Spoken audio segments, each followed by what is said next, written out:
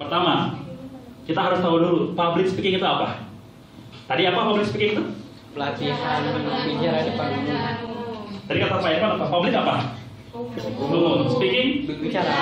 Jadi Berbicara. berbicara umum. Public speaking itu berbicara di depan umum. Kira-kira siapa yang pernah melaksanakan itu di sini? Ada yang pernah berbicara di depan umum? Yang pernah angkat tangan. 1, 2, 3, 4, 5, 6. Berapa orang? Presentasi nggak apa-apa. Yang penting berbicara di depan umum. Yang penting berbicara di depan umum. Cuma 6 orang di antara semuanya. Yakin cuma 6 orang. Saya nggak yakin.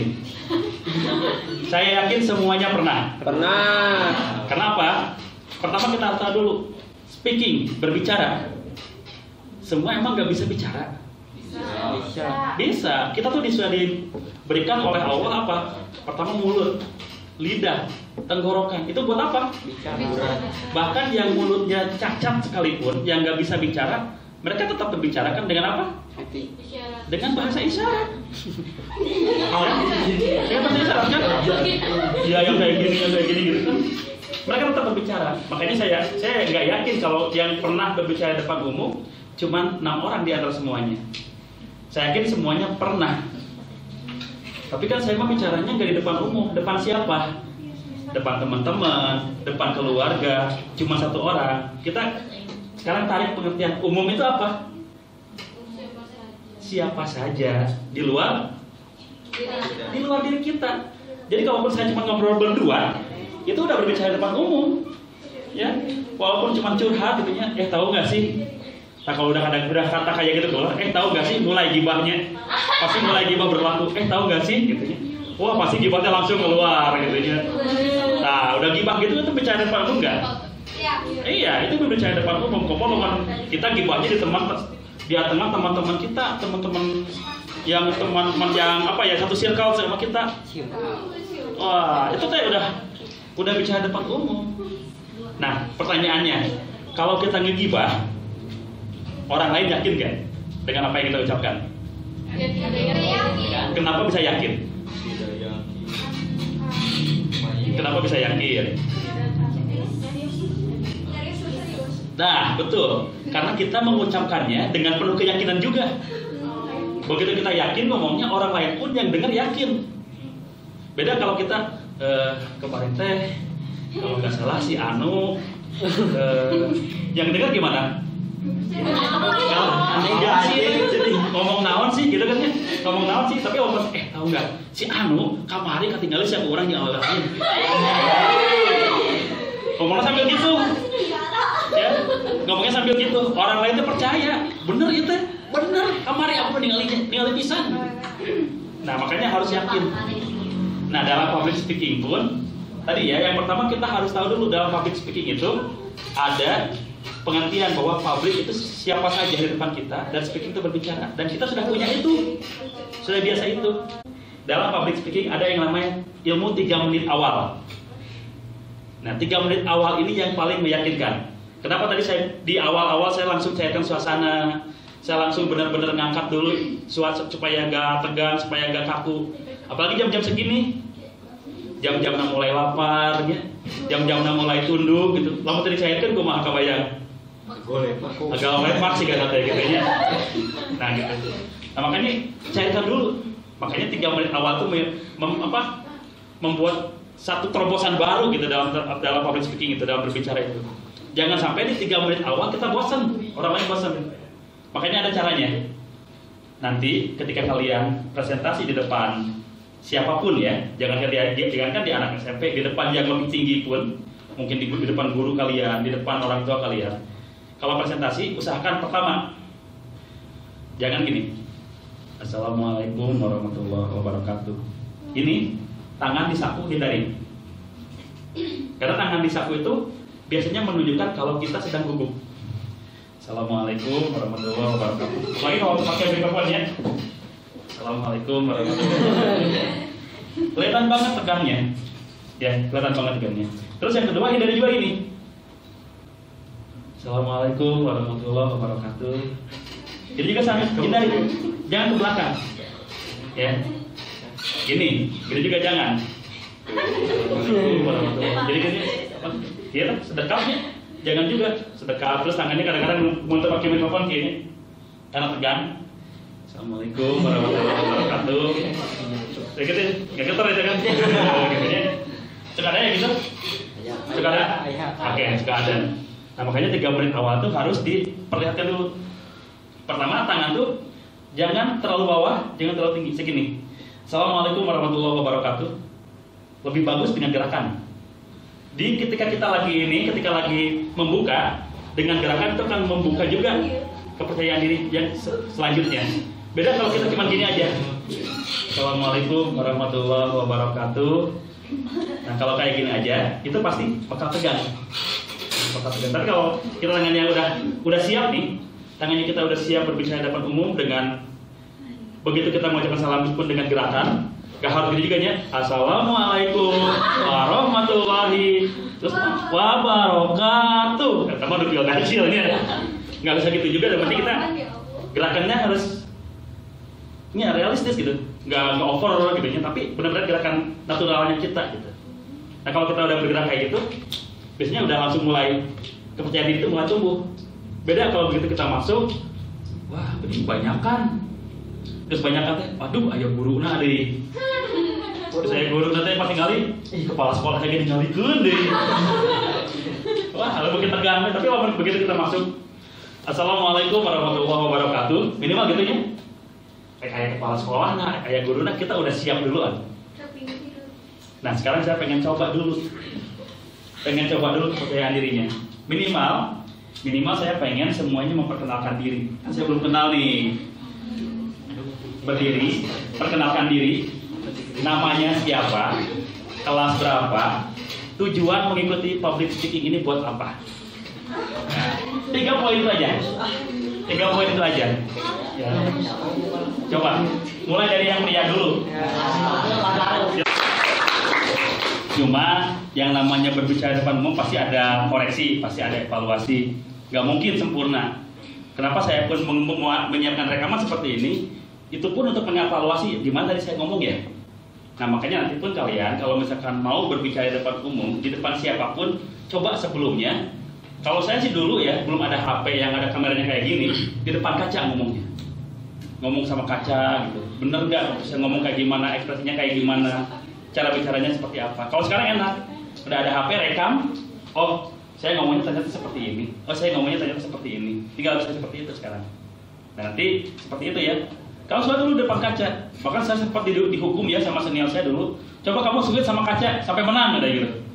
Kumaha caranya cok sweet di kaca sampai menang. Terus kaca mau orang ngeluarkan jempol sama itu yang ngeluarkan jempol. Menang kumaha gitu ya. Tapi dulu saya sampai disuruh gitu. Coba ngomong depan kaca terus sampai 1 harian ngomong depan kaca. Tujuannya untuk apa? Ya untuk memperbaiki kepercayaan diri. Ya karena kalau udah berlatih, insya Allah kita lebih percaya diri. Ambil poin kedua. Yang namanya public speaking itu adalah ilmu amal. Jadi ilmu yang harus diamalkan. Nggak ada literasinya, nggak ada patokannya. Public speaking itu seperti apa? Nggak ada. Tapi bagaimana cara kita menyampaikannya? Contohnya, siapa tadi namanya? Ridho memang gayanya seperti itu kalau ngomong. Nggak bisa harus disuruh seperti siapa? Rapi. Nggak bisa disuruh seperti Rapi, nggak bakal bisa. Ya harus seperti Ridho sendiri, sama yang lain pun, ya. Jadi nggak bisa sama. Harus kamu kalau public speaking seperti ini, kamu harus bicara seperti ini, nggak bisa. Karena public speaking itu nggak ada patokan bakunya. Yang jelas kita harus lancar dalam menyampaikan itu saja. Mau gayanya seperti apa, mau gaya seperti apa itu terserah. Agim sama Habib Rizik sama nggak? Enggak. Tapi mana yang bagus? Dua nana bagus. Karena dengan pembawaan Agim yang tenang, audiens mencerna ilmunya. Melalui penyampaian Habib Rizik yang berapi-api, yang penuh semangat, semua pun menerima ilmunya. Jadi nggak bisa disamaratakan, oh yang bagus itu Habib Rizik, kalau yang suka Habib Rizik. Oh yang bagus itu Agim, kalau yang suka Agim. Nggak bisa. Jadi public speaking itu memang harus sesuai dengan diri kita. Itu yang pertama ya. silakan nanti kalau berbicara itu sesuai dengan kepribadian kita saja. Ya, ada yang tadi ya, yang terakhir Winda ya. Winda kan dengan selamat siang semuanya, mungkin emang pembawaannya ceria, ya silahkan. Tapi mungkin ada yang lebih formal pembawaannya, nggak apa-apa juga. Jadi nggak harus seperti Winda semua, ya enggak. Gitu. Semua punya gaya masing-masing dalam berbicara. Saya sama Pak Irfan udah lama bareng, tapi kalau disuruh ngomong beda, kayak gaya ngomongnya beda. Walaupun sering ngobrol bareng, kadang-kadang sampai touring bareng ya. Touring bareng, camping bareng, tidur bareng. Bareng. Ya, tidurnya bareng kan satu tenda. Ya. Jadi, tapi kalau disuruh ngomong, itu nggak bakal sama. Saya sampaikan nggak bakal mungkin sama, karena memang punya gaya masing-masing. Nah, kalian pun sama nanti ya. Jangan ingin menjadi orang lain, tapi jadilah diri sendiri. Punya influence bagus. Oh, saya idolanya si A nih kalau berbicara, itu bagus sebagai gambaran. Tapi jangan pengen seperti dia. Terus kalau tadi yang pertama tegang, cara mengatasinya satu. Ya, cara mengatasinya satu. Ketika kita bicara, ada nggak orang yang benar-benar memperhatikan kita?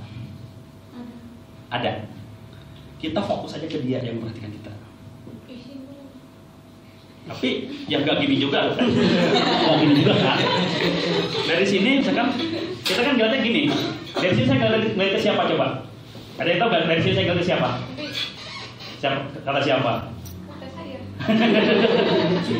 Kan kalau kayak gini, misalnya saya ngeliat ke sini, ke belakang juga mungkin gitu ya.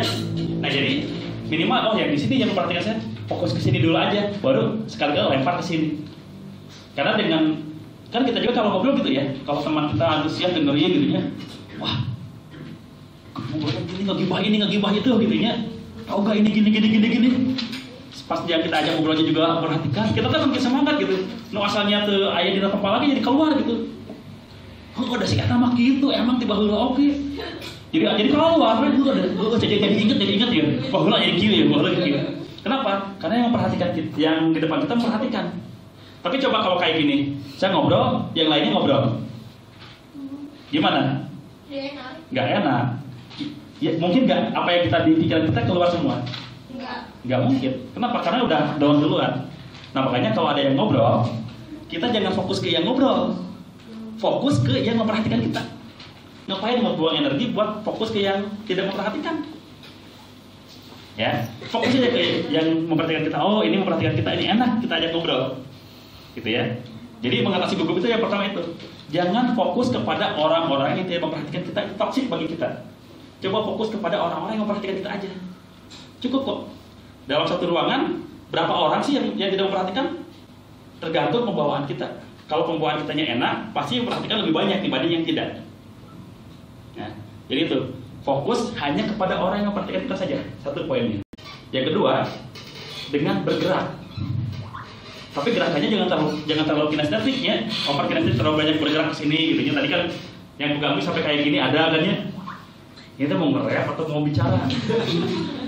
Bedain antara nge-rap dengan berbicara beda. Kalau nge-rap memang gini gitu ya. Agak gede kan kalau ngomong sohong orang lain sohong gitu ya. Wah, gitu.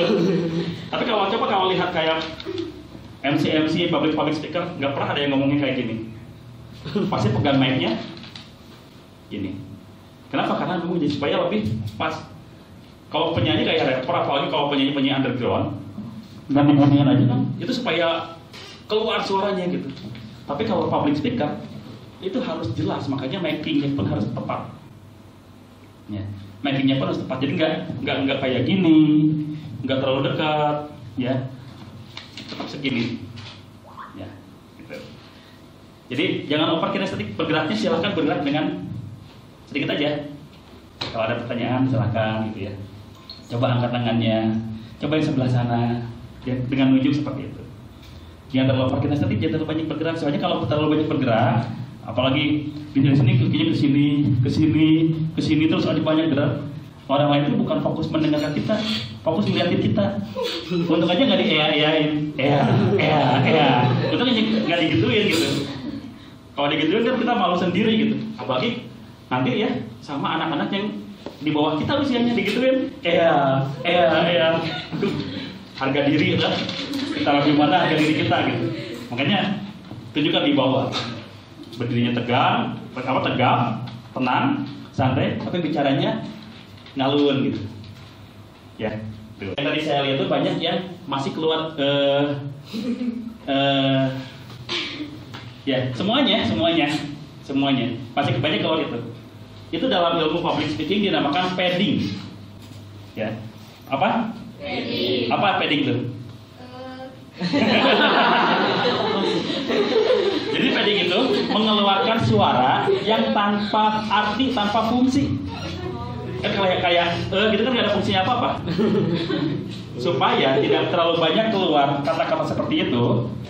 Pertama, atur tempo bicaranya. Ketika kita mau mendingan diem sekalian, jeda, ya, jeda. Daripada kita mendingan diem. Bapak-bapak, ibu-ibu, mau gitu, bapak-bapak, ibu-ibu, pada kesempatan siang hari ini kita tadinya mau kita diem, tekan, jadi nggak keluar nya. Tapi dengan jeda itu justru membuat audiens kita, membuat orang yang mendengarkan kita itu penasaran, ini mau ngomong apa lagi, ini mau ngomong apa lagi. Tapi kalau banyak nya justru malah bosan.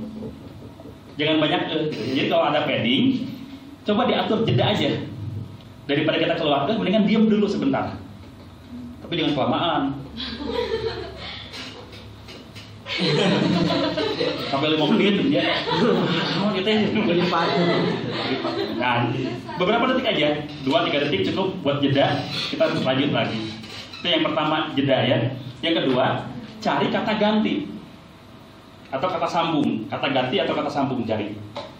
Daripada kita ucapkan bisa jadi dengan kita ucapkan kayak gini, bapak-bapak, ibu-ibu, tadi ya, gitu. Misalkan apa gitu kata gantinya, dengan, dan, jadi, gitu kan, bisa dengan kata seperti itu. Kalau kita udah melakukan kata-kata ganti atau kata sambung seperti itu, biasanya kita akan memikirkan kata berikutnya nih supaya nyambung dengan yang tadi. Dan kalau udah keluar, baru bisa lancar lagi. Jadi itu untuk mengatasi padding itu pertama jeda, yang kedua ganti kata-kata e-nya dengan kata ganti atau kata sambung. Yang berikutnya yang masih sering tadi kedengaran itu intonasinya, banyak yang masih belibet. Belibet itu kumaha sih? Pabaliutnya.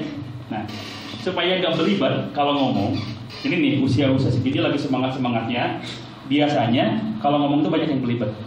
Kenapa? Karena ngomongnya jadi cepat. Benar nggak? Tahu nggak sih Wal? Kita nih kayak gini dulu, banyak yang belibet jadinya. Emang usia-usia segini nih yang banyak yang belibet ngomong itu. Nah makanya cara mengatasinya gimana? Cara mengatasinya supaya nggak belibet. Dalam satu kalimat, kata terakhir, suku kata terakhir dipanjangkan.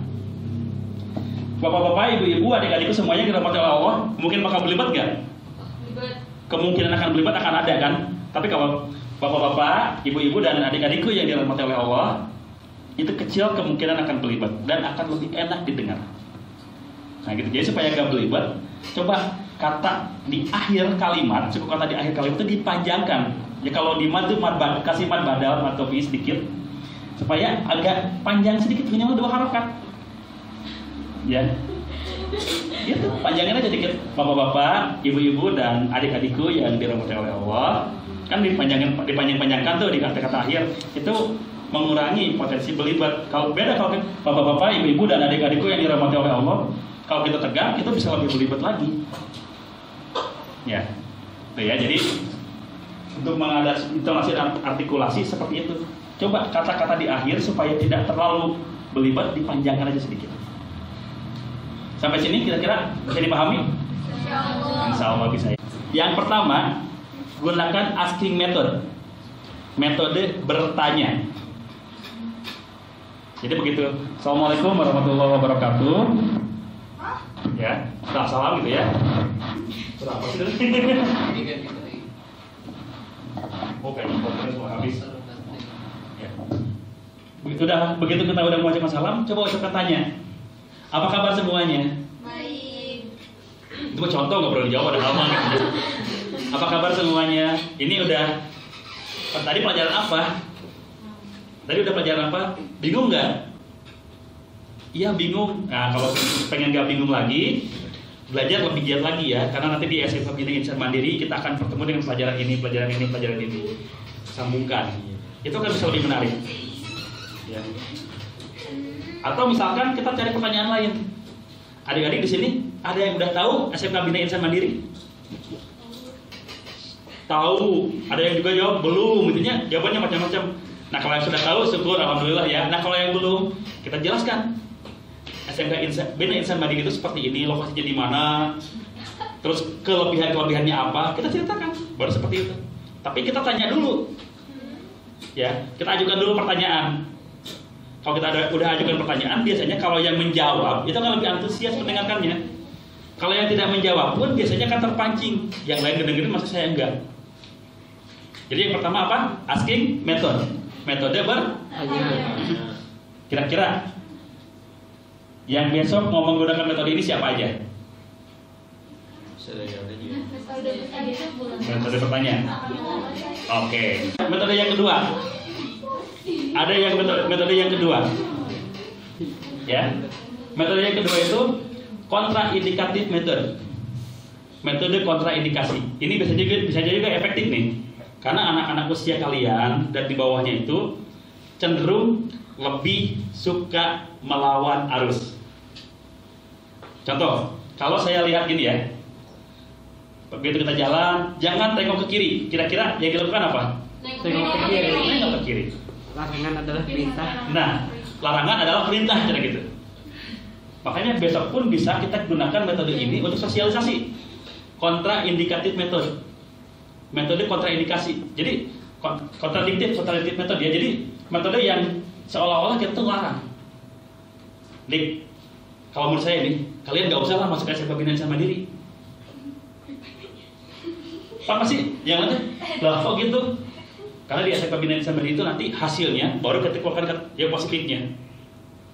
Hasilnya itu nanti kalian menjadi orang-orang yang berkualitas.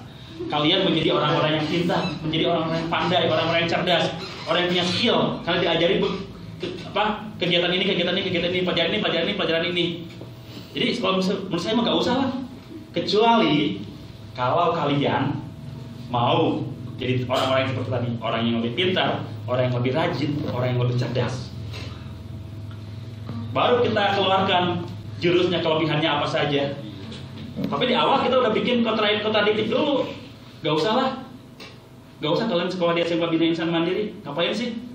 Di sana itu nanti ya, tahu nggak? Orang-orangnya sekarang udah ada yang jadi pejabat, udah ada yang punya perusahaan sendiri, udah ada yang dapat beasiswa di kuliah di perguruan tinggi yang bagus. Kalian mah nggak usah lah. Kecuali kalau kalian mau seperti mereka. Nah, kalau mau saya kasih caranya. Kan penasaran kan? Karena dilarang awalnya, oh bisa gitu. Nah gitu. Jadi gunakan metode yang kedua. Bisa digunakan metode yang kedua. Itu buat untuk anak-anak usia kalian tuh lebih mudah gitu, lebih mudah tercerna gitu. Ya. Oh gitu ya. Nah yang ketiga kita gunakan story method. Metode bercerita. Di SMK Bina Insan Mandiri itu ya, anak-anaknya kalau perempuannya cantik-cantik, laki-lakinya ganteng-ganteng. Selain ganteng-ganteng, laki-lakinya juga olahraganya hebat-hebat. Perempuannya pun di sana kalau main voli juara terus. Amin. Ini kelihatan kalau nggak pernah juara. Ya, kelihatan kalau nggak pernah juara. Tapi kita cerita dulu. Ada pelajaran ini yang bisa mengasah skill kalian seperti ini. Gunakan story method. Bercerita supaya orang-orang mendengarkan gitu cerita kita. Baru kita masukkan poin-poin yang mau kita sampaikan apa saja. Ya. Jadi untuk presentasi itu kita gunakan tiga metode supaya lebih menarik perhatian. Yang pertama tadi apa? Metode bertanya. Yang kedua metode kontradiktif. Ya. Yang ketiga metode bercerita.